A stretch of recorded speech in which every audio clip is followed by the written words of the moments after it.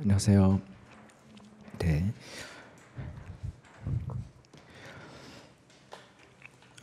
오늘부터 이제 예상 문제라고 해서 지난 시간까지 저희가 기출 문제를 이제 풀어봤고요. 이제 저희 시험과 유사한 난이도의 시험들을 가지고 일단 3회는 진도별로 해서 한번 하고 4회차는 전체 모의고사, 그러니까 전범위 모의고사를 할 건데 난이도는 조금씩 더 올릴게요. 그러니까 오늘보다 다음 주가 좀 높아지고 이렇게 해서 올라갈 거고, 나중에 실제 모의고사 보실 때는 상당히 어렵게 올릴 거예요. 근데 그거는 감안해 주시고요. 그래서 우리 실제 시험 수준보다 조금 높은 차원에서 이제 마지막 모의고사 2회분을 이제 푸시면 되겠고, 그래서 그때는 평균 점수가 엄청 낮아질 거예요.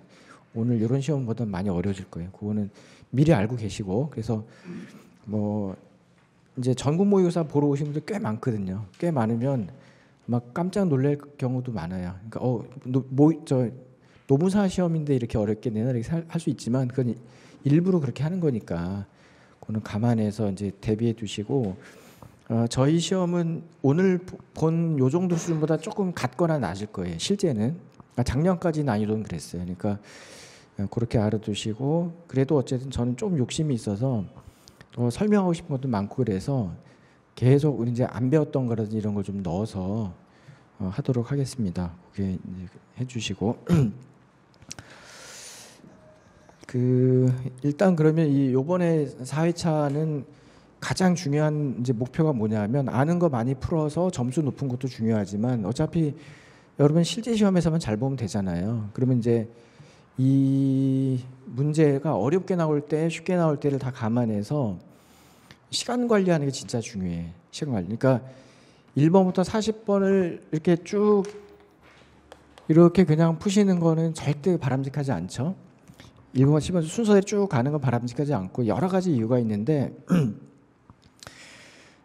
대개 이제 좀 출제 경험이 많은 선생들은 1번부터 5번은 난이도 높은 상위 문제를 배치할 거예요.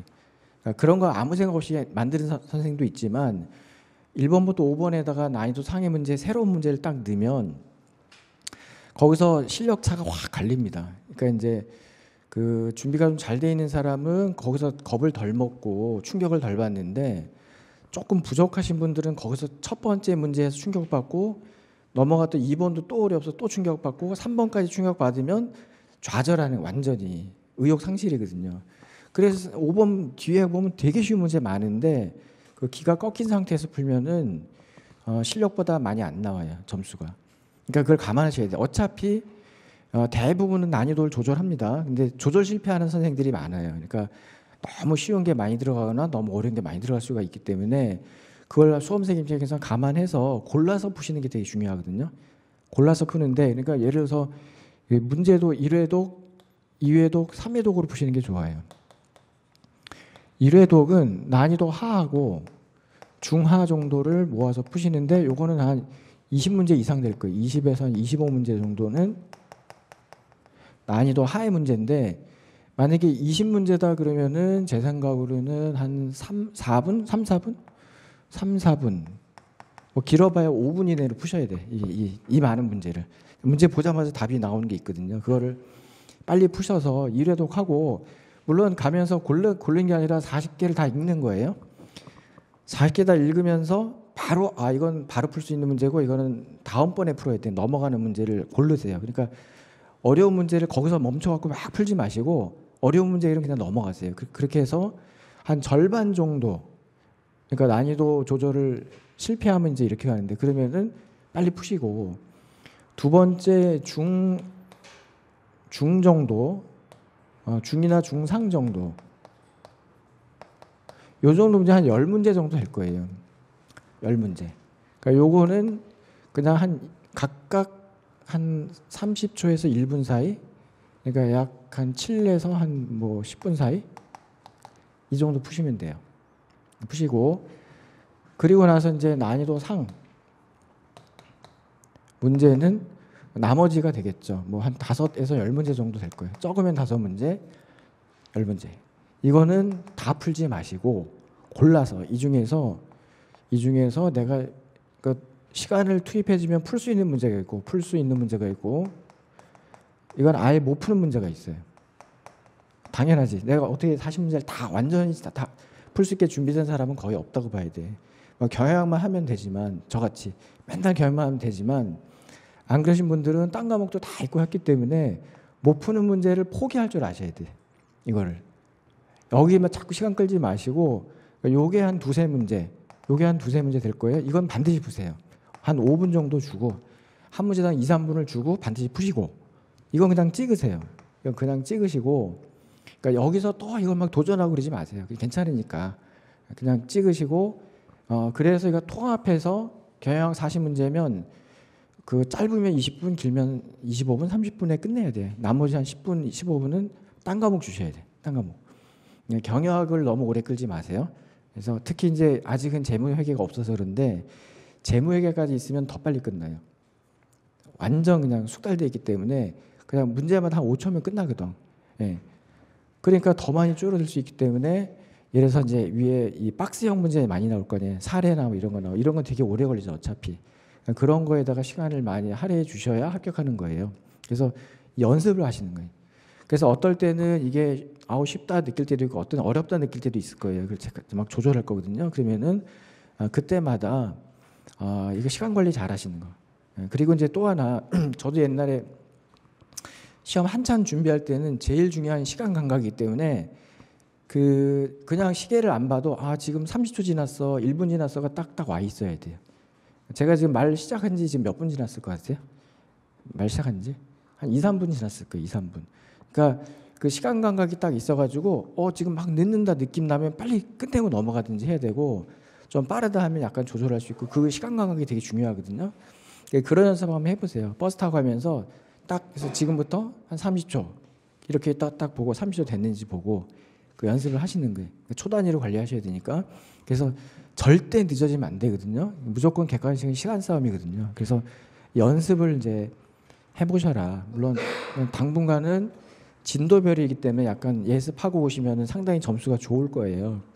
근데 이제 전범위 모의고사나 아니면 제가 난이도 높은 문제를 막 섞어서 넣었을 때 왜냐면 그걸 제가 설명하고 싶어서 여러분들 소개하고 싶어서 그렇게 하는 거니까 그럴 때 좀 접근하는 방법 이런 거를 연습을 하시면 좋겠다.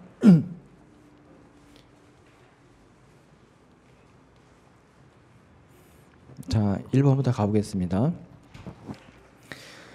효율성과 효과성에 관한 설명 옳지 않은 것.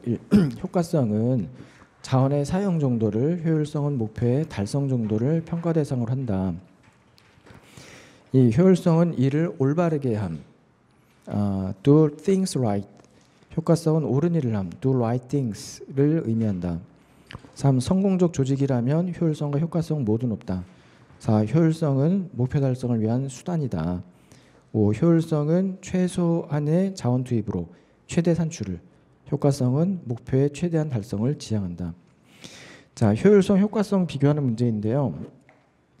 효율성은 efficiency, 효과성은 effectiveness 이렇게 표현하고 제가 평소에 많이 강조했으니까 대부분 다 푸셨을 거예요. 효율성은 투입 대비 산출의 비율, 퍼센트를 말하는 것이죠. 그러면서 여기는 목표가 최소화, 그렇죠? 비용 최소화, 시간 최소화 이런 쪽에 있고요. 효과성은 어떤 적합성을 말하는 거죠. 방향 설정 이렇게 제가 평소에 많이 설명하죠. 그래서 적합한 방향이냐 아니냐 이런 걸 말하는 건데 우선 옳지 않은 답은 몇 번이죠? 답은 1번이죠. 1번. 그 효과성은 자원의 사용 정도를, 효율성은 목표의 달성 정도를 말한다. 그러면 이제 반대로 설명하면 되죠. 효과성은 목표의 달성 정도. 그다음에 효율성은 사용 정도인데 그러면 잘 보시면 효과성은 아예 결과 쪽을 가지고 얘기하는 거고 효율성은 과정을 얘기하는구나. 사용의 정도. 과정 또는 수단을 말하는 거구나. 그렇게 받아들일 수 있고 그거를 어떻게 느끼냐 그러면 동그라미 4번 같은 데 가면 수단이다. 목표 달성을 위한 수단이다 그랬으니까 목표 달성은 효과성, 수단은 효율성. 그 말을 우리가 4번을 짐작해서 1번에다가 적용할 수 있고요. 또는 이제 3번은 당연한 답이 될 수 없고요. 둘 다 높으면 좋죠. 뭐 효율성, 효과성 된 거고. 그러면 이제 그 2번 보시면 효율성은 일을 올바르게 하면, 올바르게는 방법이죠. 방법이고 효과성은 옳은 일, 옳은 일은 목표죠. 목표나 결과, 방향성을 말하는 거니까 1번과 2번의 대꾸 갖고도 풀 수 있습니다. 영어는 do things right. right는 이제 부사죠, 부사. 그러니까 일을 하긴 하는데 정확하게 한다. 방법, 수단을 얘기하는 거고, 효과성은 do right things. 옳은 일을 한다. 여기 right는 이제 형용사 같은 경우죠. 형용사. 그래서 옳은 일을 한다. 옳은 일은 목표. 그렇게 보시면 됩니다. 그래서 5번은 효율성은 비율이죠. 투입, 최소 자원 투입으로 최대. 최소, 최대란 말도 만족스럽고, 투입분의 산출, 비율도 만족스럽고, 대신 효과성은 목표 달성. 이렇게 정리하면 됩니다. 2번 포토의 산업구조 분석 기법에 관한 설명 옳지 않은 것은 1. 산업구조의 이해를 통하여 산업 전체 수익률의 높거나 점을 효과적으로 설명해 줄 수 있다. 이 각 개별 기업의 구체적 경쟁 전략 다루지 못한다. 3. 산업의 구조적 특성을 자사에게 유리한 방향으로 바꾸는 것도 기업의 노력으로 가능하게 할 수 있다. 4. 각 개별 산업의 추세를 살펴봄으로써 그 산업의 미래 수익성을 예측할 수 있다. 5. 동태적으로 변하는 산업 구조를 고려하는 동태적 모형이다. 옳지 않은 것은 5번이죠. 그 1번과 2번의 대꾸. 그러니까 1번에서는 산업 자체에 대한 어떤 관심이다 이렇게 표현했는데 2번에서는 개별 기업에 대한 관심이다. 좀 핀트가 안 맞잖아요. 그래서 1번은 산업 구조의 이해를 통해서 산업 전체 수익률, 산업 전체 수익률의 높고낮음. 근데 2번에서는 각 개별 기업 안 맞잖아요. 말투가. 그래서 각 개별 기업의 구체적 경쟁 전략은 다루지 못하는 거 맞고, 그다음에 3번을 이제 주의하셔야 되는데 산업의 특성을 자기한테 유리하게 변화시킬 수도 있다. 이게 되게 중요한 관점인데요. 지금은 우리가 그 포토의 산업 구조 분석을 배우고 있고, 요거의 전 단계로서 SCP 모형이라는 게 있어요. 요거의 뒷단계로 전략군 분석이 있어요.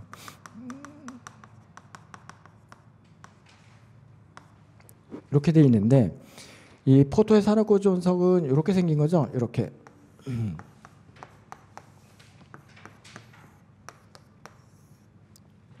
이렇게 생긴 거죠. 그래서 요 관계를 우리가 수직적 요인이라고 부르고, 그래서 화살표가 있고 같은 이제 화살표는 방향을 갖고 있고, 요거는 수평적인 요인이죠. 물론 이제 산업구조 분석이니까 이제 외부 환경 분석이죠. OT 분석. OT 분석의 한 요소인 것이죠. 그럼 이제 이거 아시니까 요건 그냥 넘어가고 SCP 설명한 적 있나요, 없나요? 안 했나요? 그럼 요거 잠깐 해드릴게요. SCP는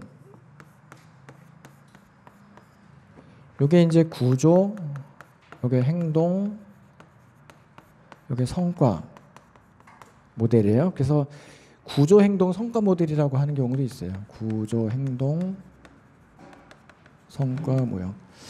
근데 이 그 학자 이름은 슈어라는 학자인데 그 학자 이름 중요하지 않고, 요거는 이제 경제학에서 정리하는 용어예요. 경제학. 이건 이제 경영학에서 정리하는 용어죠. 경영학. 그럼 뭐가 다르냐면 경제학에서는 기본 그 연구 틀이 이렇게 생겼어요. 여기가 먼저고 그 두 번째, 그 세 번째입니다. 구조는 크게 두 개밖에 없는데, 경제적인 구조는 두 개밖에 없는데, 하나는 완전 시장, 하나는 불완전 시장. 그러니까 영어로 스트럭처예요. 스트럭처, 구조. 그러니까 요 앞에 생략된 말이 시장 구조. 스트럭처는 두 개밖에 없다. 완전 시장, 불완전 시장. 불완전 시장의 얘는 뭐다? 불완전 시장의 얘는 독점이나 과점. 요게 이제 불완전 시장의 예죠. 요 행동은 뭐냐면 기업 행동이에요. 기업 행동. 그러면은 이제 완전 시장일 때는 그 제약 조건이 맞냐 적냐, 그다음에 기업이 가격 결정이냐 가격 수용이냐.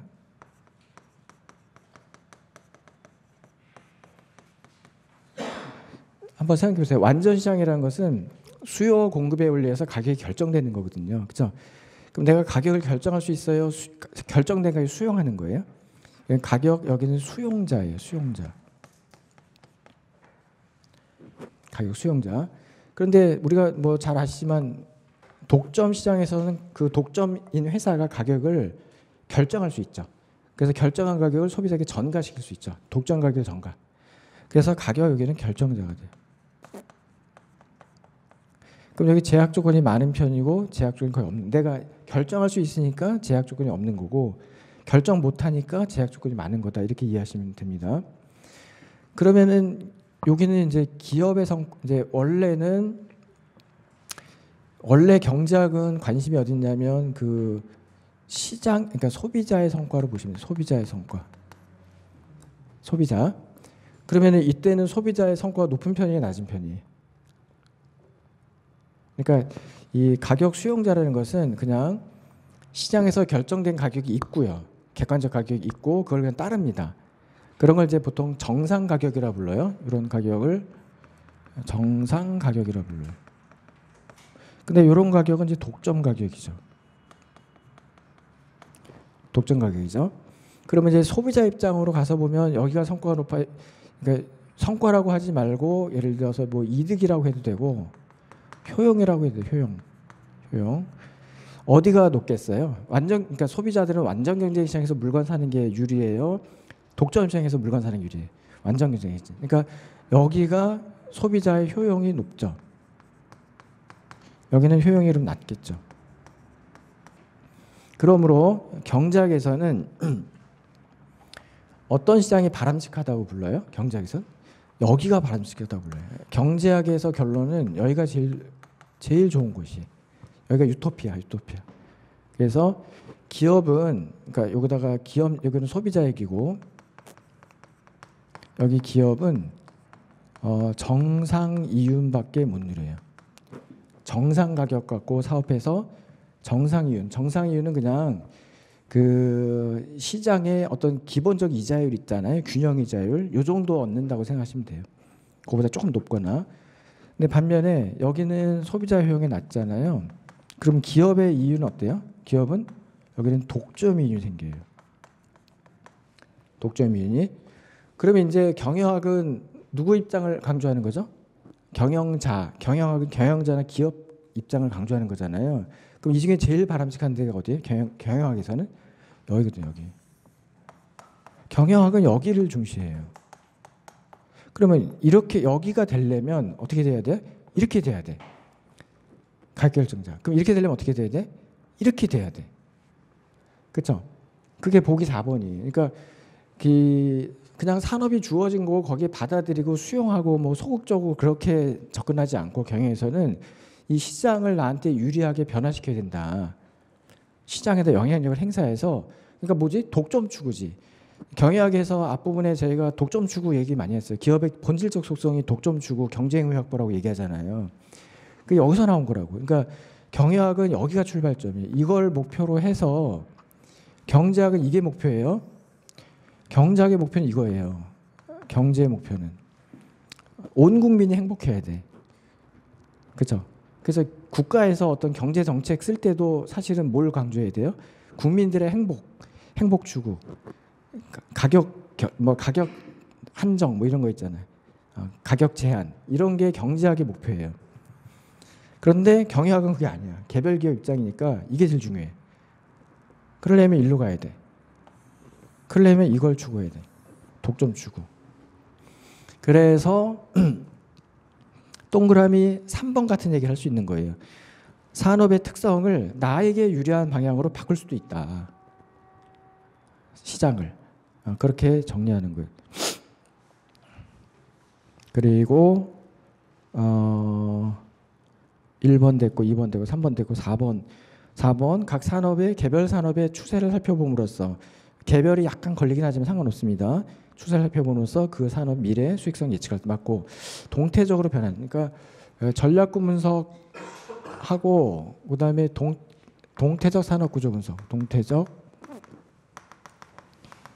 산업 구조 분석 요 두 가지가 이제 단점을 해결하는 거죠. 그러니까 포토의 산업 구조 분석의 단점이 두 개였었죠.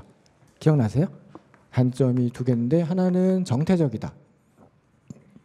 정태적이다를 밑에서 쓰고 하나는 모든 기업을 다 분석한다. 이거였었잖아요. 그래서 요거를 보완하기 위해서 나온 게 얘고 이걸 보완하기 위해서 나온 게 얘다. 했고 요거 수업 시간에 했으니까 제가 생략하고 요거 혹시 했나요? 안 했나요? 했어요? 요런 그림도 그렸어요? 이것도 했어요? 했어요? 이거 했어요? 안 했어요? 기억 안 나요? 했어요? 네. 그럼 반반인데 그냥 빠르게 해드려 볼게요. 일단 오늘 첫 시간이니까 이 동태 산업 분석은 얘가 정태적이다. 그러니까 얘네들은 다 현재 시점에 예를 들어서 얘가 뭐 공급자고 얘가 기존 경쟁자고 얘는 구매자고 얘는 잠재적 진입자고 얘는 대체재고 이렇게 했잖아요. 대체재.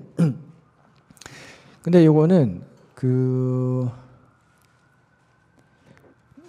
뭐지? 왓 차원 그다음에 후 차원 그다음에 하우 차원 이렇게 3차원으로 분석하는 거예요.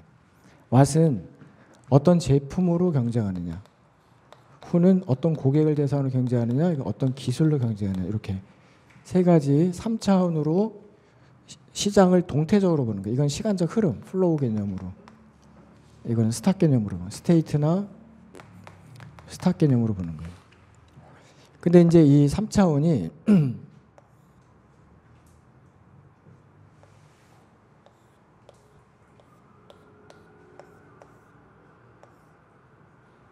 자, 이렇게 육면체라고 얘기하면은 요게 이제 왓 차원이에요. 왓 차원. 그러니까 어떤 제품으로 경쟁하느냐. 요게 하우 차원. 어떤 기술로 경쟁하느냐. 요게 후 차원. 어떤 고객을 대상으로 경쟁하느냐. 이렇게 한 다음에 요게 이 플로우라는 게 뭐냐면 시간적 흐름인데 이거를 1차원 확장 그다음에 2차원 확장, 3차원 확장 이렇게 확장을 하는 과정에서 산업을 분석하는 거예요. 어느 한 상태가 아니라 확장으로 하는 거예요. 1차원 확장의 예로 아마존을 제가 예를 들고요. 2차원 확장으로 도요타, 3차원 확장으로 애플을 드는데 이 아마존이라는 회사는요. 원래 시장은 이렇게 생겼어요. 여기는 무엇을 갖고 경쟁하느냐. 그럼 여기는 서적을 판다고 치게요. 서적, 책 갖고 경쟁하는 거고 여기는 기존 시장은 오프라인 시장이에요. 오프라인 서점. 그 다음에 이 후는 요거는 이제 하우고 이게 뭐 하우 이런 건 저기 있으니까 안 써도 되겠죠. 요거는 이제 기존 독자들이에요. 독자들. 후. 그런데 아마존은 최초로 인터넷이 상용화된 상태에서 이 똑같은 책도 같고 독자도 같은데 다만 온라인 시장이 확장이 돼요. 이렇게 온라인 시장 확장이 되죠. 그런데 이제 이 온라인 시장으로 확장된 그 시장이 넓어진 시장을 아마존이 거의 100% 차지하죠. 그래서 전체 서적 시장의 50% 이상 차지하다가 요즘엔 거의 90%까지 갔죠. 그래서 확장이 일어나죠. 이렇게 영역이. 그러니까 기존에 오프라인 시장에서는 안 사던 사람, 가기 불편하고 이런 사람들이 온라인 시장에 사기 시작하니까 시장 자체가 확장된다. 거기서 이제 성과를 나타냈다. 이게 1차원 확장이고 요 2차원 확장 도요타 같은 경우는 자, 요게 이제 뭐냐면은 대형 승용차예요. 대형 승용차. 미국 같은 경우는 그 마트가 한 2~3시간 차를 몰고 가야만 마트가 있어요. 워낙 땅덩이가 넓으니까. 그러니까 2~3시간 갔다가 두세 시간 장 보고 두세 시간 오면 하루가 깨지기 때문에 보통 장을 일주일에 한 번 봐요. 그러니까 일주일치를 산다고. 그러니까 차가 커야 돼. 그리고 아이들을 라이딩을 해줘야 돼. 얘가 독립하기 전까지는 스쿨버스도 많지 않고. 그러니까 부모가 아이를 학교에 데려다 줘. 그러니까 애들도 크니까 대형 승용차가 필요하지. 그러니까 여기 이제 일반 생산 방식이니까 연속 생산 시스템 이렇게 쓸게요. 연속 생산 시스템. 그리고 이게 이제 가정이에요. 가정. 이 상태에서 도요타가 기술의 확장을 일으킵니다.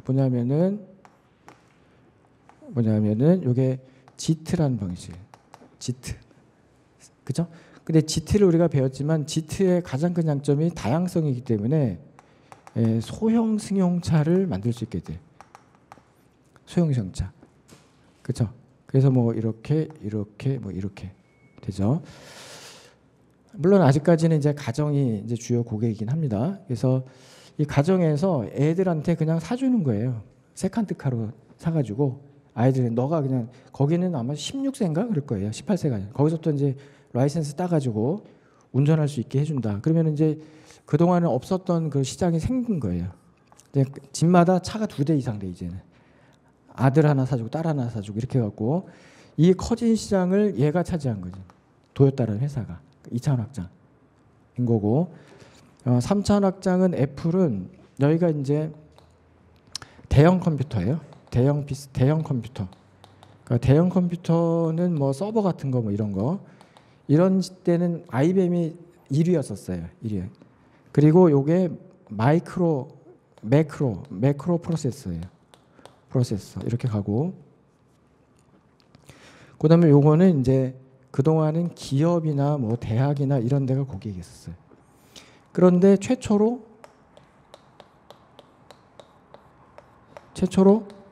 마이크로 프로세서를 개발했어요. 프로세서가 작아져. 그러니까 퍼스널 컴퓨터를 만들 수 있게 돼. 퍼스널 컴퓨터. 그러니까 이거를 가정이나 개인이 사.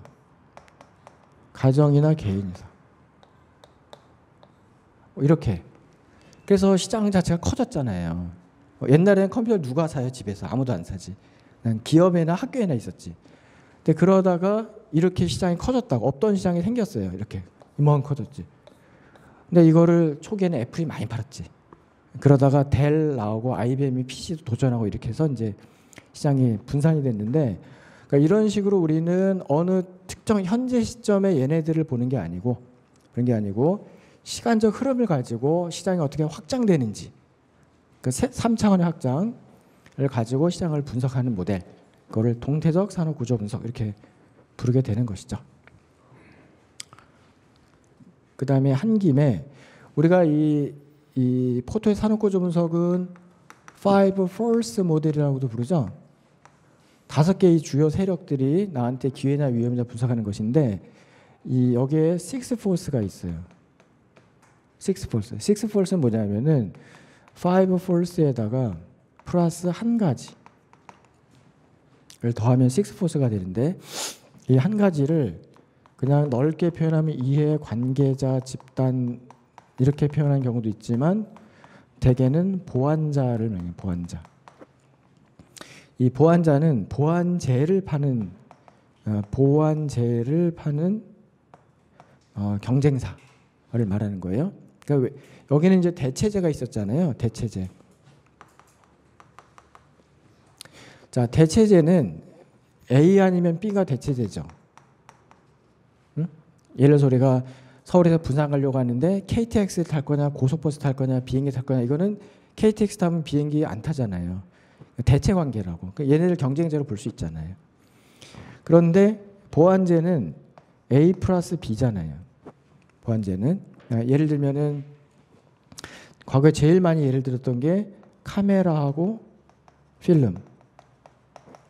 그죠? 이런 게 보안제 관계인 거지. 그 다음에 또 뭐가 있나? 무슨 뭐 운동화하고 양말. 그 다음에 커피하고 설탕. 이런 게 옛날에는 이렇게 조합으로 보안 관계로서 팔렸기 때문에 경제학에서는 아직도 얘가 잘 팔리면 얘가 잘 팔리고 얘가 안 팔리면 얘가 안 팔리고 이렇게 봤었거든요. 보완관계니까. 그런데 경영학에서는 이 보완자가 나한테 영향을 주는 6번째 주요 세력이다라고 봅니다. 왜냐하면은 이 보완제가 지금 가장 대표적인 게 카메라 필름인데 이 초기에는 필름 회사가 카메라를 공격했었어요. 옛날에 놀이동산 같은 데 가보시면은 카메라 안 사고도 필름만 사서도 찍어서 그걸 현상할 수 있는 그런 카메라가 있었어요. 옛날에 종이로 만든 거 기억나세요? 손으로 이렇게 돌려가지고 찍고 이런 거 있었잖아요. 그러니까 그러면 얘 안 사도 되잖아 카메라. 이거 즉석에서 한 몇천 원 주고 샀거든. 몇천 원 주고. 그렇게 해서 얘를 대체했는데 반대로 얘가 얘를 공격하죠. 필름 없어도 찍을 수 있는 카메라 디카 나오죠. 그러니까 아무도 안 사지 요즘엔. 얘가 이긴 거지 이 경쟁에서. 그렇죠. 그러니까 옛날에는 보완제였는데 보완자는 보완제를 파는 회사 그 경쟁자로 잠재 경쟁자로 뛰어올 수도 있다. 그걸 식스포스라고 불러요. 이런 것도 있고. 그래서 제가 좀 더 있지만 그냥 생각나는 것만 먼저 이렇게 소개해보고 우리는 또 다음 기회가 있으니까. 그 다음에 이제 3번 가보겠습니다. 3번 포토의 산업구조 분석 모형에 관한 설명. 옳은 것은, 그러니까 옳은 것을 고르면서 항상 조심하세요. 1. 잠재 경쟁자의 진입 위험이 높으면 산업의 전반적 수익률이 낮아진다. 2. 산업 내 기존 기업과 한 경쟁 정도가 높으면 산업의 전반적인 수익률이 높아진다. 3. 구매자 교섭력이 낮으면 산업의 전반적 수익률이 낮아진다. 4. 공급자 교섭력이 높으면 산업의 전반적 수익률이 높아진다. 5. 산업의 제품에 대한 대체재 출현 가능성이 낮으면 산업의 전반적인 수익률이 낮아진다. 지금은 옳은 것을 고르세요. 답은 다음 1번이죠. 잠재적 경쟁자 진입 비용이 높으면 수익률이 낮아지지. 왜냐하면 쉽게 들어오니까. 잠재적 경쟁자, 잠재적 진입자. 여기가 만약에 못 들어오게 만드는 진입장벽이 혹시 있다면, 진입장벽이 있다면 얘가 못 들어오니까, 이게 못 들어오니까 내가 계속 기존 수익성을 창출할 수 있는데 얘가 들어올 수 있는 위험이 높다면 그 말이에요. 얘가 들어올 수 있는 위험이 높다면 나한테 불리하다. 그래서 1번이 맞고 2번 기존 경쟁자의 경쟁 정도가 높으면 수익률이 떨어지고 3번 구매자 교섭력이 낮으면 나는 판매자가 되는 거예요. 판매자 입장에서는 유리합니다. 구매자가 저자세, 내가 유리하다. 그러면 수익률이 높아지고 공급자 교섭력, 상대가 공급자면 나는 구매자입니다. 공급자가 교섭력이 높으면 내가 불리한 거지. 그럼 수익률이 낮아져야 되고 산업 제품에 대한 대체재 출현 가능성이 낮으면 유리하죠. 대체재가 들어올 가능성이 낮으면 난 유리하다. 높아진다. 이렇게 하면 됩니다. 4번 민츠버그의 10가지 경영자 역할에 해당하지 않는 것. 1. 섭외자. 2. 정보 탐색자. 3. 조직 설계자. 4. 분쟁 조정자. 5. 자원 배분자. 답은 3번인데요. 30페이지 잠깐 펴셔서 잠깐 볼게요.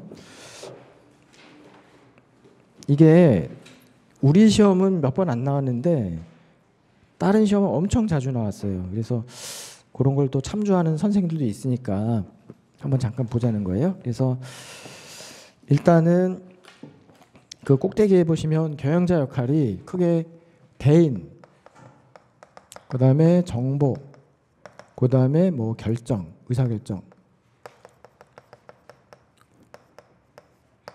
이렇게 세 가지인데 이게 433이에요. 네 개 아니야 334, 334예요.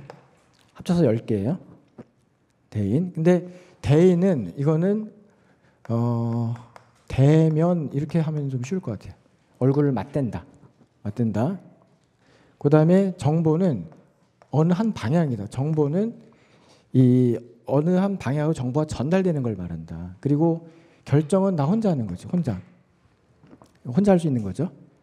이거는 상대방이 있어야 되고 이거는 반드시 상대방이 있어야 돼요. 상대방이 있어야 되고 이거는 혼자 할 수 있는 거고 이거는 맞댄다, 만난다.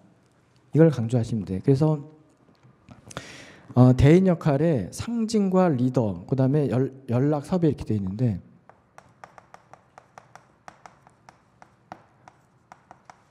연락 또는 섭외 돼 있는데 요거는 이제 대외적으로 내 면을, 그러니까 다른 회사는 내 얼굴 보고 우리 회사 이해합니다.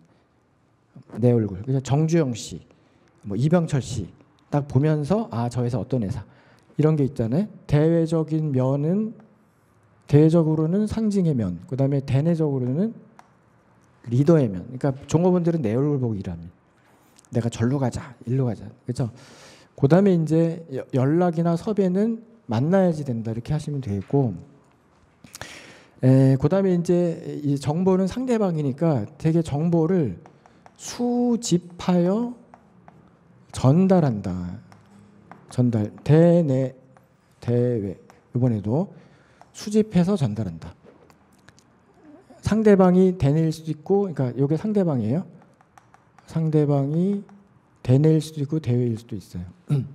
그래서 이제 세 가지인데, 청취자, 탐색자, 아니면은 그 수령자, 이게 다 같은 말이에요. 청취하는 거, 수집하는 거, 수령하는 거 다 같은 말이에요. 탐색이라는 것도 같은, 탐색, 수집, 탐색. 이게 다 같은 말이에요. 청취, 수집, 무슨 뭐 수령, 이게 다 같은 말이고, 그다음에 전달하는 과정에서 전파하고 대변이 있어요. 전파는 대내한테 전파한다. 대내적으로. 대외적으로는 대변인 역할, 대변. 그렇게 하시면 되고, 의사결정은 혼자 할 수 있는 건데, 뭐 기분, 자, 협, 뭐 이렇게 네 가지가 있어요. 기업가 그러면 여기 이 리더하고 같은 거 아니냐? 같은 거에 다른 거예요? 리더는 상대방 있는 상태에서 내가 리더다. 내가 맨 앞장, 내가 깃발 든 사람의 역할을 한 거고, 이거는 내가 결정하는 건데, 우리는 기업가 정신이라고 들어보셨죠? 기업가 정신은 실패 두려워하지 않고 도전하는 정신을 말하지. 나의 성향인 거지. 경영자의 성향. 혼자 할 수 있는 거고. 그다음에 분쟁 조절. 이것도 조정은 내가 하는 거지. 분쟁이 생겼을 때 내가 하는 거죠. 그다음에 자원 배분도 내가 혼자 할 수 있는 거지.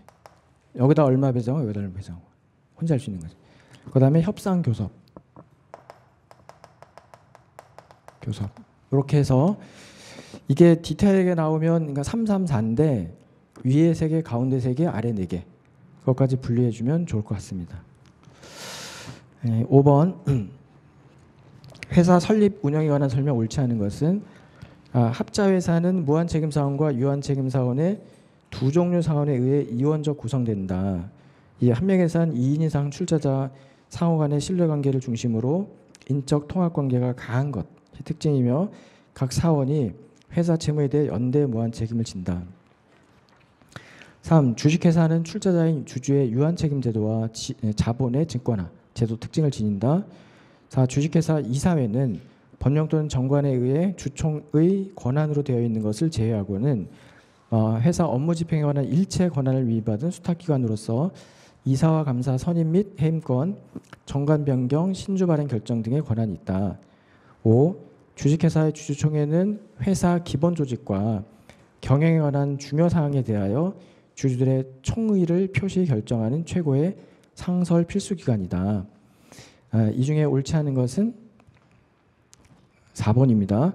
뭐 1번에 무슨 뭐 한명회사 합자회사 1, 2번에 한명회사 합자회사 이런 건 좀 쉬운 설명 같고요. 우리 평소에 배운 것 같고, 3번도 쉬울 것 같고, 5번도 쉽죠. 주총은 필수 상설 기관이다.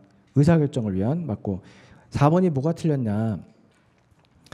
이사회는 주총의 권한으로 딱 특정되어 있지 않은 것을 결정할 수 있는 수탁기관은 맞아요. 거기까지 둘째 줄까지 맞는데, 그 둘째 줄 끝에부터 이사와 감사 선임 해임권 아니죠.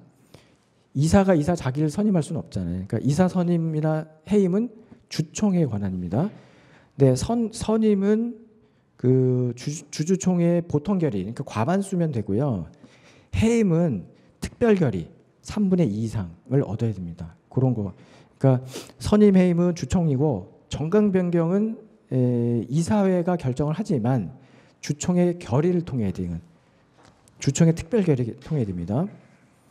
그 다음에 신주 발행 결정은 이사회가 할 수 있는 거예요. 그래서 막 섞여나서 설명이 이사, 감사, 선임회의는 주총만 할 수 있어요. 주총만. 그 다음에 정강명령은 이사회가 하고 주총이 그거를 특별 결의로 승인해 줘야 돼요. 그 다음에 신주 발행 결정은 이사회가 하면 되는 거예요. 그렇게 하시고 해설은 제가 좀 이게 해설은 틀렸으니까 해설은 고치세요. 제가 지금 설명한 대로. 그 다음에 6번 갑니다. 경영이론의 발전 과정에서 연구자들과 연구 내용 연결이 옳지 않은 것은 1. 이 길브레스 부분은 동작 연구, 이 페이올은 관리자 의무, 3. 메요는 호손 실험, 4. 맥그리거 XY 이론, 아지리스 상황 이론. 틀린 것은 아지리스는 성숙 미성숙 이론입니다. 이거는 제가 초기 제 경영학교에서는 이걸 넣었었는데 별로 안 중요하다는 생각해서 뺐던 거거든요. 심리학의 기초 개념인데 그 모든 인간은 미성숙에서 성숙으로 발전해 간다. 완벽한 성숙은 없지만 그 성숙 미성숙 비교한 표가 있을 거예요. 표를 좀 이따 보실 거고 이 길브레스 부분은 영어로 길브레스 써 있잖아요. 영어를 거꾸로 읽으면 뭐가 돼요? 서브릭이지 서브릭. 서브릭 분석이란 거 기억나세요? 서브릭 분석. 인간의 동작을 그 미세 동작 18가지로 분해하죠. 분해해서 요거에 대해서 표준 시간을 측정해 놓고 이걸로 예상 시간이나 뭐 이런 것들을 우리가 결정하는 모델이죠. 이것도 했었죠. 네. 그래서 자기의 이름을 거꾸로 읽었다. 길브레스를 거꾸로 읽으면 서브릭이 됩니다. 그 얘기도 했었고. 그 다음에 이제 아지리스 보면 이게 나올 가능성은 높지 않으니까 그냥 훑어만 보세요. 그 미성숙과 성숙의 차이점. 뭐 수동이면 미성숙, 능동이면 성숙, 의존이면 미성숙, 독립이면 성숙. 이게 뭐 나와도 풀 수 있지만 별거 없잖아요. 그래서 그렇게 보시고 그냥 7번으로 바로 갑니다. 페이올이 제시한 경영 조직의 일반 원칙 14가지가 있죠. 옳지 않은 것은 1. 명령 일원화, 2. 분업, 3. 동작 경제, 4. 권한과 책임, 5. 직권화. 답은 3번의 동작 경제죠. 동작 경제는 누구죠? 테일러지, 테일러. 그렇죠? 그리고 요 14가지 원칙은 그냥 교과서 잠깐 보고 갈게요. 23페이지.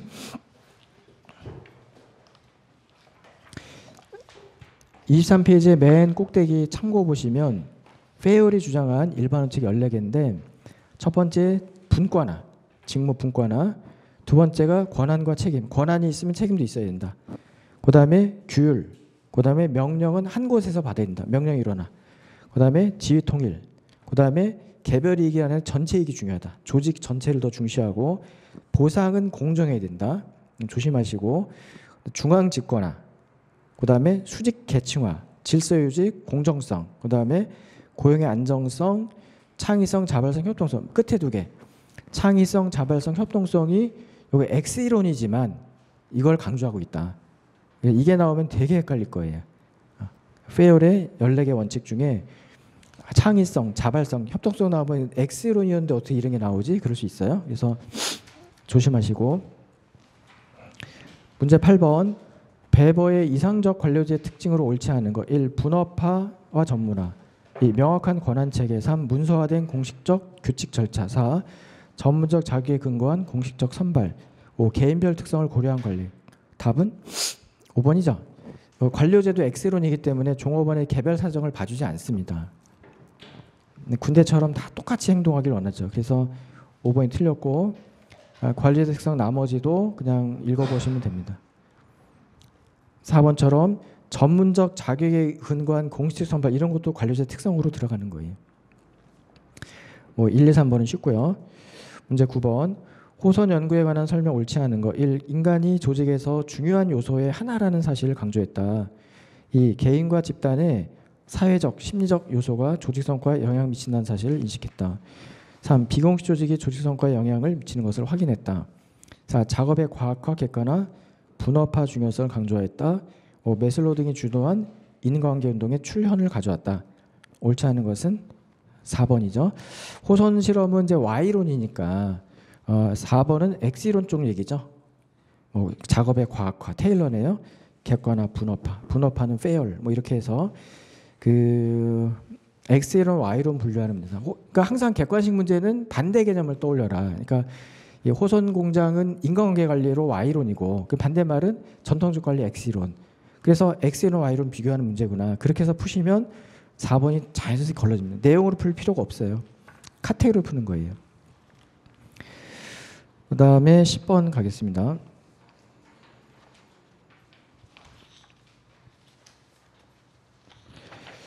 카르텔에 대한 설명 옳지 않은 것. 1. 동종 또는 유사업종 기업 간의 수평적 맺는 협정. 2. 참여기업들은 법률적 경제적으로 완전히 독립되어 협정의 구속력이 없다. 3. 공동 판매기관을 설립하여 협정에 참여한 기업의 생산품 판매를 규제하기도 한다. 4. 아웃사이더가 많을수록 협정 영향력이 커진다. 5. 일반적으로 카르텔은 공정경쟁을 저하기 때문에 법률로 금지하고 있다. 옳지 않은 것은 4번이죠. 카르텔은 소수 기업만 하는 거예요. 그러니까 과점 형태가 제일 많이 쓸 수 있어요. 한 10개만 넘어가도 카르텔은 불가능합니다. 왜냐하면 카르텔은 불법이면서 구두상 협정이기 때문에 너무 많으면 약속이 안 지켜져요. 두세 개 정도 돼야지 가능합니다. 4번 틀렸고, 당연히 1번 수평적 결합이죠. 동종산업이니까. 2번도 평소에 많이 한 거죠. 법률적 독립성, 경제 독립성 둘 다 유지. 맞고, 3번처럼 강력, 이걸 뭐라고 그러죠? 공동 판매기관 설립하면 신디케이트지, 신디케이트. 강력한 카르텔. 그 다음에 5번 불법이고 맞고. 자, 13번 아니 11번 기업 계열화 형태 중 부산물을 가공하거나 혹은 보조적 서비스를 행하는 기업을 계열하는 형태는 1. 수직 계열화, 2. 수평 계열화, 3. 사행 계열화, 4. 분기 계열화, 5. 카르텔. 이럴 때 5번은 생뚱맞기 때문에 일단 좀 무시하셔도 돼요. 4개 중에 고르는 문제다 이렇게 보시면 되고, 그러면 수직 수평은 다 알잖아요. 방향성 갖고 얘기한 건데 부산물 얘기했기 때문에 부산물이나 보조 서비스 얘기했기 때문에 3번 아니면 4번일 거다. 둘 중에 하나 찍는 거로 확률을 좀 높여주시고 답은 4번 분기다. 그 아래 제가 해설에 나중에 보시면 되는데 수직과 수평 계열은 평소에 했던 얘기랑 똑같고 분기가 뭐고 사행이 뭐냐. 분기라는 게 이렇게 되는 거죠. 이렇게 가다가 이렇게 쪼개지는 게 이게 분기죠. 이게 분기. 분기 빠져나오는 둘로 이렇게 쪼개지는 게 분기고, 그래서 이 가장 대표적인 게 이제 여기가 원유면요, 원유면 여기가 뭐 휘발유, 경유 뭐 이런 식으로 나눠지는 거, 그게 분기가 되는 거예요. 여기를 분기점이라고 하죠. 여기를 분기점 하고, 요거는 혹시 몰라서 설명드리면은 이제 원가 회계에서 원가 결정을 할 때 여기가 원가가 요 원유를 100원에 샀어요. 100원에 샀어요. 그리고 이거는 이제 원재료고 원재료나 이제 뭐 제공품 정도 되고 요게 제품인데 얘 원가는 어떻게 측정할까요? 이거 100원이에요. 원가. 이거 얼마죠, 원가가? 그러니까 요거를 이제 구분하는 기준이 있어야 돼요. 기준이 굉장히 많은데 그 시험에 주어집니다. 예를 들어서 기준은 생산량으로 해도 되고요. 생산량. 그 다음에 투입되는 원가로 해도 되고, 투입되는 원가로 해도 되고, 투입되는 시간으로 해도 되고, 더 많아요. 더 많아요. 예를 들어서 그 휘발유는 500원에 팔리고, 경유는 여기서 나온 게 경유는 만약에 900원에 팔린다. 그냥 아무렇게나 제가 썼어요. 그럼 여기가 원가 얼마, 여기가 원가 얼마가 됩니까? 여기서 만든 원유가 이렇게 팔려 지금 가격을. 여기 하나 더 쓰면 판매 가격이 이렇게 돼 있어. 양은 있는데 어떻게 하지? 이거는 100 곱하기 1400분의 5 이렇게 하면 돼요. 이건 100 곱하기 1400분의 9 하면 돼. 이게 만약에 금액 기준이면, 그죠? 양이 여기가 10리터가 나오고 여기 20리터가 나왔어. 만약에 양으로 하면 그럼 얼마 어떻게 되죠? 이게 100 곱하기 3분의 2. 이건 3분의 2. 그럼 100 곱하기 3분의 1. 이건 3분의 1, 3분의 2. 이 양 기준 10하고 20. 합치면 30이잖아요. 합치면 1400이고 1400분의 500, 1400분의 900, 30분의 100, 30분의 10, 30분의 20. 투입 원가가 여기가 만약에 뭐 30원 투입되고 여기가 60원 투입됐다. 그럼 9분의 3, 9분의 6 이렇게 하는 거죠. 그래서 시험에 이게 나올 거예요. 이 분기가 됐을 때 원가 구할 문제가 있어요. 그러면 이 기준을 가지고 적용하시면 돼요. 그 분기점이라는 얘기가 거기서 쓰이는 거예요. 그게 이제 분기 계열하고 사행이란 말이 이게 그 도박하는 그 사행 쪽이 아니라 이렇게 대각선을 사행이라고 해요. 대각선. 그렇죠? 그래서 사선의 이렇게 해도 되는데 부산물 이렇게 빠져나오는 거 이번에는 이렇게 가는데 이렇게 가다가 그냥 빠져나오는 거 있잖아요. 영어로 바이 프로덕트라고 해요. 부산물 빠져나오는 거. 요걸 사행이라고 해요. 대각선으로 빠져나오는 거. 그래서 이거는요. 최악의 경우 그냥 버린다. 그다음에는 아니면은 그 고물로 판다. 고물로. 그렇죠? 고물로 팔 수도 있어요. 그렇죠? 그래서 그런 식으로 하다 보면 요 가격이 나옵니다. 가격이. 그거를 사행계열화 이렇게 부르는 거예요. 나중에 해설 보시면 뭐 통조림 회사 뭐 이런 것들을 그러니까 원양 수산업에서 통조림 파는 회사, 통조림으로 빼는 거 그렇게 이해하시면 됩니다. 자, 12번 경영 통제에 관한 설명 옳지 않은 것은 1. 사전 통제는 목표 달성을 위하여 사전 준비를 확인하는 가장 바람직한 통제다.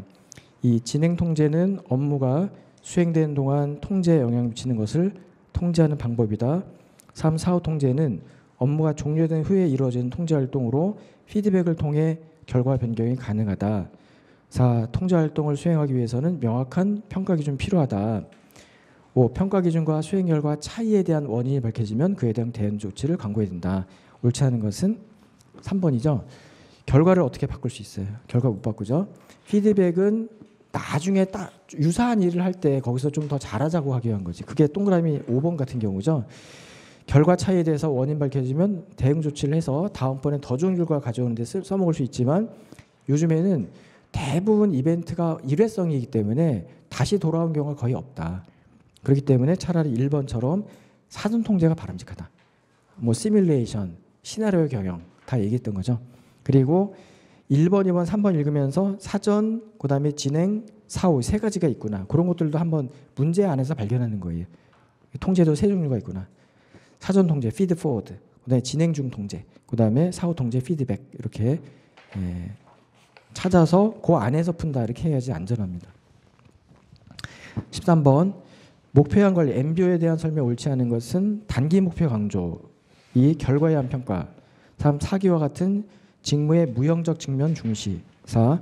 종업원들의 역량에 비해 더 쉬운 목표를 설정하는 경향이 있다. 5. 평가와 관련하여 행정적인 서류 업무가 증가한 경향이 있다. 중에 옳지 않은 것은 답은 3번이죠. MBO는 세 가지 우리가 대답하잖아요. MBO 하시면은 첫 번째가 함께 결정, 두 번째가 단기 수리적 목표, 세 번째가 계속적인 피드백. 이렇게 우리가 정리하고 계시죠. 그래서 그 구체성, 그러니까 우리가 로크의 목표 설정에 의하면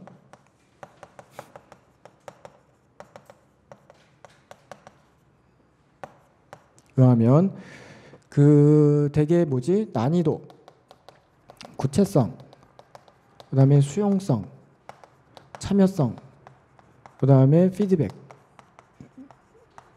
이렇게 5가지를 보통 중시하죠. 이것도 수업 시간에 했었죠. 그래서 요게 이제 수용성이나 참여성, 요거 이론인데 요건 기법이죠. 이걸 이제 적용하는 거죠. 요게 구체성, 요게 피드백. 이런 속성들을 반영한 기법이 이것인 거죠. 그래서 물론 난이도만 지금 빠져 있는데 어쨌든 구체성 때문에 이 3번처럼 추상성은 말이 안 됩니다. 무형성 말이 안 되죠. 14번 균형 성과표 BSC에 포함되지 않는 것은 1. 외부 지표와 내부 지표 균형, 2. 원인 지표와 결과 지표 균형, 3. 단기 지표와 장기 지표 균형, 4. 개인 지표와 집단 지표 균형, 5. 재무 지표와 비재무 지표 균형. 답은 4번에 개인과 집단 얘기는 아니다. 그렇죠? 우리가 BSC 같은 경우가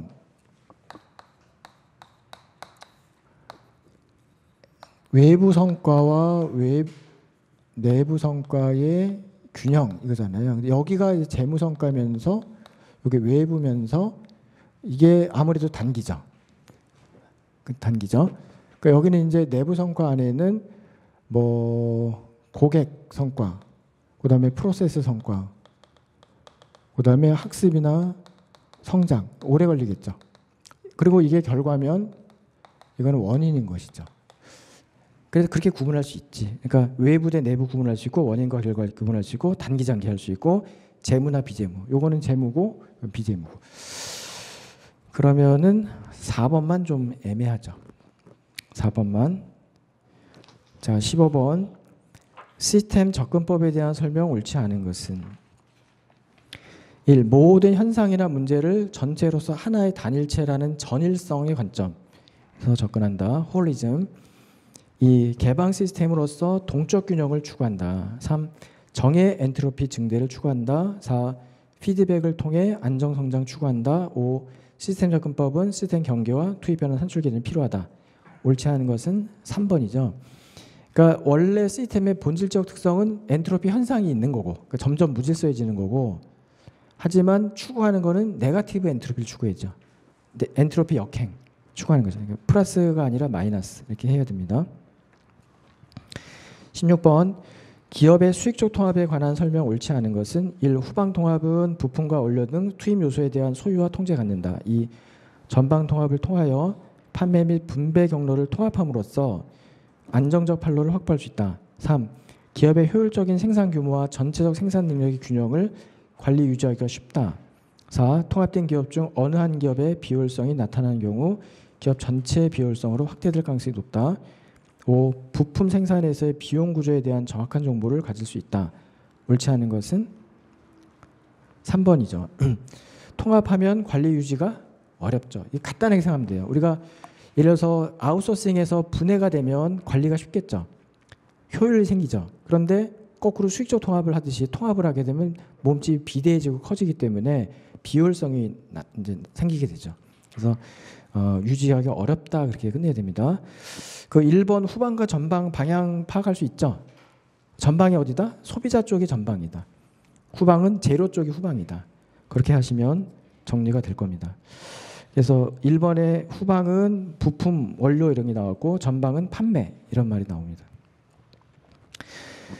그 다음에 17번 거래 특유 자산에 대한 투자가 커서 거래 상대방의 기회주의적 행동이 우려될 때 취하는 기업 수준의 전략은 1. 제휴, 2. 벤치마킹, 3. 수익적 통합, 4. 제품 수명 주기 전략, 5. 비관련 다각화. 답은 이거는 3번이 되겠죠.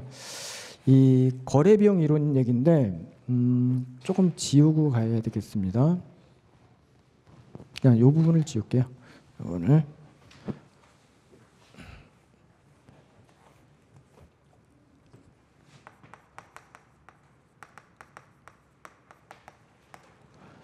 자, 거래 비용 이론은 영어로 make or buy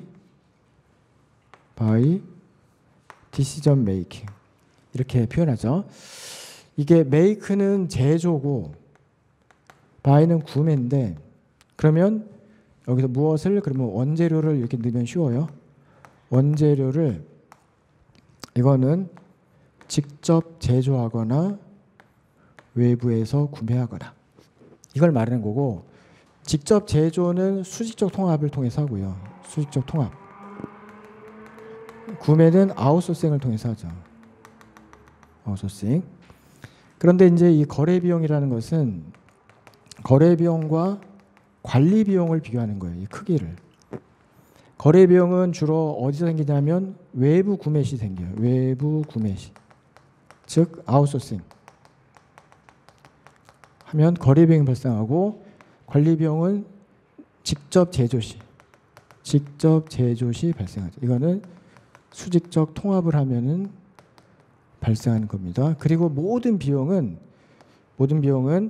총 비용으로 하는 게 아니라 그 차이 증분 비용으로 비교하는 거예요. 그러니까 이 거래 비용보다 직접 제조할 때보다 더 비싸게 발생하는 외부 구매가 더 비싼 비용 말하는 거고, 수익적 통합은 요 관리 비용은 외부 구매하는 것보다 직접 만들 때 더 비싼 비용을 말하는 거예요. 항상 증분 개념으로 비교해야 돼. 그리고 나서 그러면 거래 비용이 이 직접 제조보다 더 비싼 이유가 뭘까? 이게 뭐냐면은 불완전 시장이라서 그래요. 불완전 시장. 자, 불완전 시장 하시면 뭐가 기억나셔야 돼? 아까 아직 있나? 독점과 과점이에요. 독점과 과점. 독점과 과점. 그러면 외부 구매할 때 직접 제조하는 것보다 이게 비쌀 수밖에 없죠. 독점이니까. 독점 시장에서 사니까 비싼 거지. 그렇죠? 그리고 또 예를 들면은 뭐 세금이 존재한다든지 뭐 이런 것들을 주로 예를 들어요. 반면에 관리 비용이 드는 예가 뭐냐? 그럼 대답이 이거는 비효율이에요. 비효율. 몸집이 커지면 효율성이 떨어집니다. 비율. 그리고 나서 이제 거래 비용이 비싸면 어떻게 한다? 그러면 이걸 선택하면 돼요. 수익적 통합을 선택하시고, 반면에 관리 비용이 비싸면 이거를 선택하시면 되죠. 아웃소싱. 이거를 거래 비용 이론이라고 부르는 거예요. 거래 비용 이론 이렇게 보실 수 있겠습니다.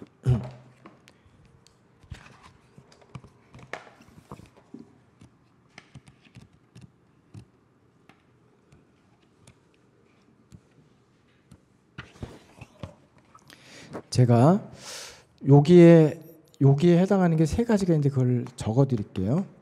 지금 문제랑 좀 관련돼 있어서. 이 거래 비용의 원천이 소수 거래 관계.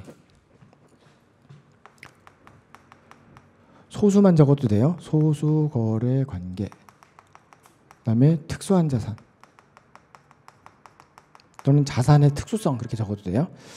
그다음에 조세 정책.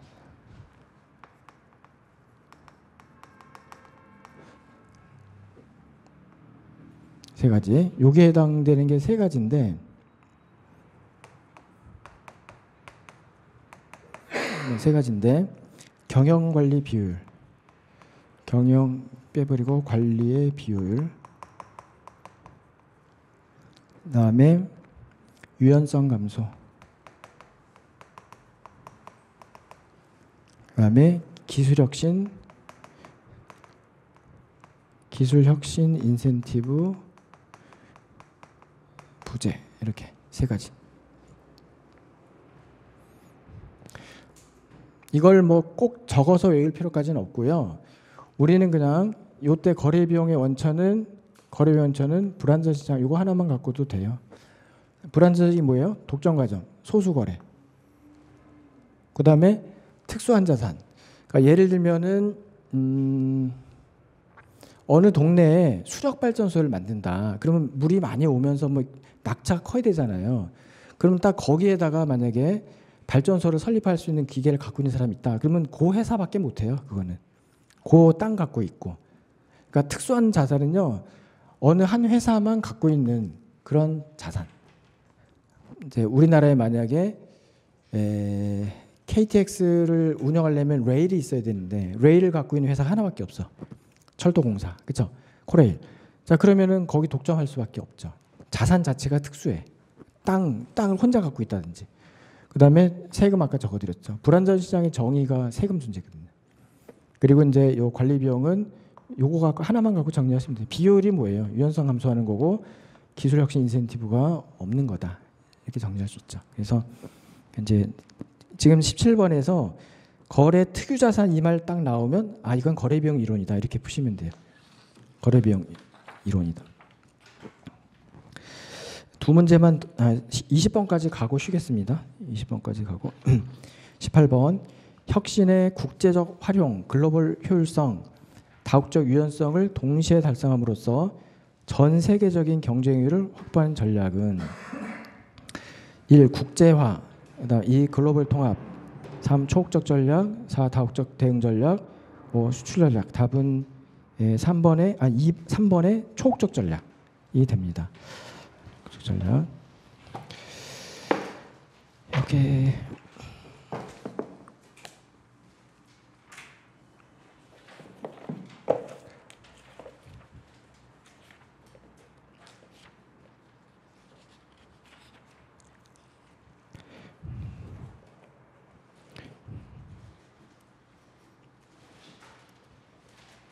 요거는 163페이지를 잠깐 봐주세요.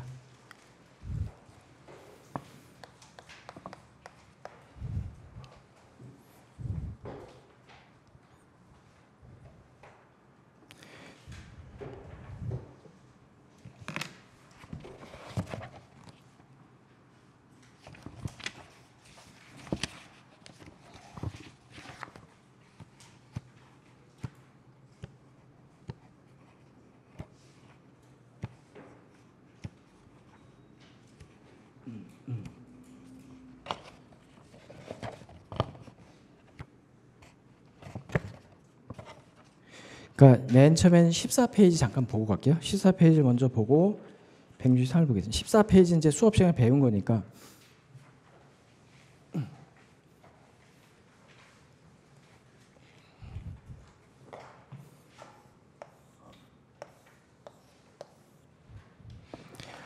(14페이지는) 고단국수 외운 거 아시죠? 고단국수. 고단국수. 그래서 여기가 기여활동 범위가 여기가 넓고 여기가 좁고, 그 다음에 그 해외 그 지사에 대한 통합이 통제라고 할까요? 통제가 높다 낮다. 고도 글로벌, 단순 글로벌, 국가별 수출, 이렇게 해서 여기가 이제 본국 중심주의면서 일본식 다국적 기업, 여기가 현지 중심주의면서 서양식 다국적 기업. 그러면 여기가 이제 여기가 세계 중심주의면서 여기는 초국적 기업. 이렇게 우리가 배웠습니다. 이건 다 아시는 거예요. 이게 더 중요합니다, 사실은. 그러면 이제 국제화 출발점은 여기인데 이 방향 성장, 이 방향 성장 두 가지가 있습니다. 그렇죠?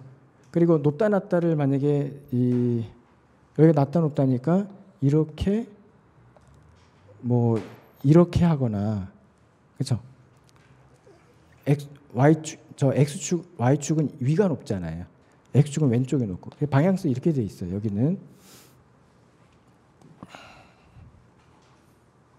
그러니까 여기가 원점인 거죠. 여기가 원점이고 이렇게 한 거죠.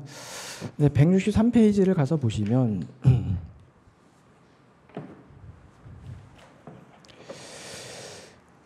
요번에는 통합 적응 모델이라고 해서 IR 모델이라고, 이게 두 번째 유명한 모델이에요. IR 모델. 그래서 그 I는 뭐냐? I는 인테그레이션. 그래서 통합 얘기예요. 통합. 세로축.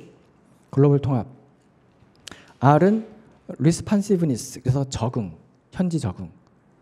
그걸 영어 앞머리를 따서 IR 모델 이렇게 부르는데, 요번에는 이쪽이 저고 이쪽이 고잖아요. 이렇게 쪼갰을 때, 이렇게 쪼갰을 때 이게 저고 이게 고잖아요. 방향성이. 그 다음에 글로벌 통합은 여기가 저고 여기가 고잖아요. 이거. 그러니까 그냥 우리가 아는 일반적 그림이에요. 여기가 원점이고 이렇게 발전이라고. 그런 바람에 여긴 잘 보면 되게 이렇게 가는 쪽으로 이해하셔야 돼요. 이거는 이 개념 자체가 축이 좀 달라서. 물론 여기는 여기가 I고 여기가 I고 여기가 R이잖아요. IR 모델, IR. 근데 방향성이 이렇게 돼 있다. 이것만 주의하시면은 웬만큼 정리가 돼요. 그래서 여기를 국제화라고 해요. 여기는 수출이었는데 여기는 국제화예요.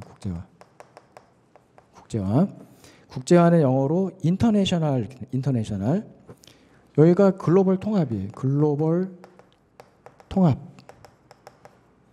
여기는 이제 통합 위주로, 그러니까 글로벌 통합, 그러니까 G만 써볼게요. G. 여기는 인터내셔널. 그 다음에 여기는 초국적 전략, 트랜스내셔널. 초국적은 T, 트랜스내셔널. 그 다음에 현지화, 멀티 도메스틱. 현지화, 멀티 도메스틱. 이렇게 되죠.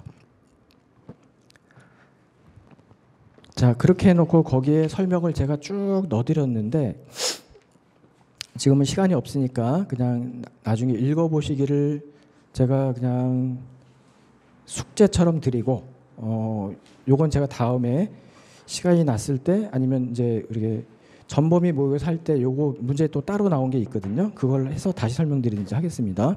그래서 오늘은 그냥 표 보는 방법. 여기에 나와 있는 용어들은 이쪽 용어가 아니다.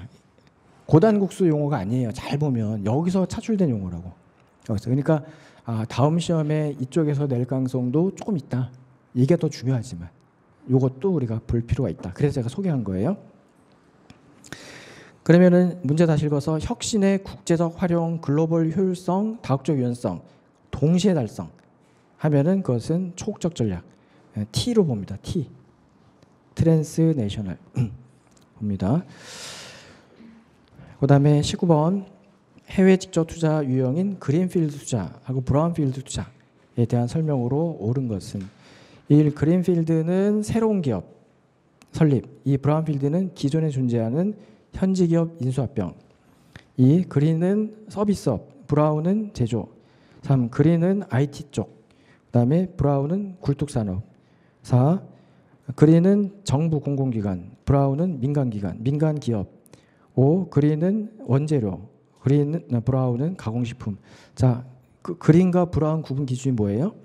1번입니다. 1번. 그래서 그린은 새로운 기업 설립해서 가는 거, 그린필드 투자. 초록 색깔, 그 다음에 브라운필드는 현지 기업 인수. 이렇게 분류하실 수가 있습니다. 마지막 20번. 금융기관들이 한자리에 모여 협약을 체결한 다음 그에 따라 채권을 출자로 전환시키거나 이 정도가 키워드가 되겠죠. 아니면 원리금 상환을 유예시키거나 또는 신규 자금을 지원하여 회생시키는 거. 기업을 회생시키는 거. 답은 4번의 워크아웃 합니다. 조금 설명이 필요한 분들은 이제 다음 해설지에 가시면 제가 좀 넣어드렸으니까 먼저 읽어보시길 바라고. 일단 쉬기로 했으니까 여기까지 쉴게요. 한 문제가 더 있긴 한데 그냥 그건 다음 시간에 해도 되니까 여기서 쉬었다가 가도록 하겠습니다.